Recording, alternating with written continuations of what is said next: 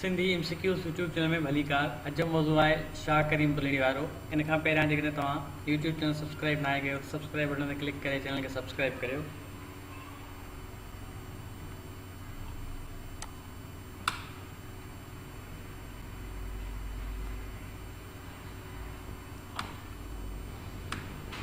शाह करीम खे यूरोपी शायर Jeffrey Charles सां भेटियो वेंदो आहे।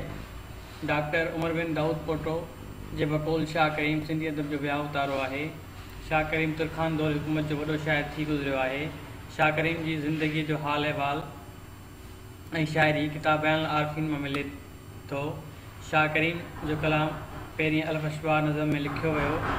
शाह करीम खे शाह लतीफ़ जो मुबशर चयो वेंदो आहे। शाह करीम जी मज़ार ते मुक़बरो शाह लतीफ़ जोड़ायो।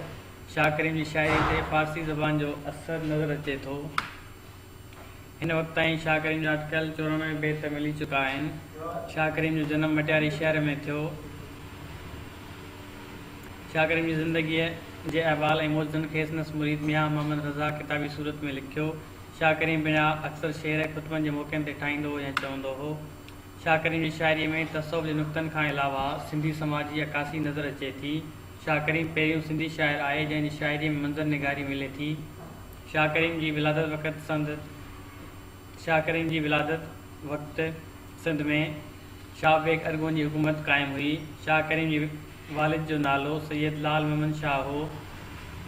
बयान आरफीन जी तदवीन जे सिलसिले में सिंधी मौक़िफ़ महमंड डॉक्टर अब्दुल मजीद सिंधी अल्लामा गुलाम मुस्तफ़ा कासमी जी रहबरी में PhD कई आहे।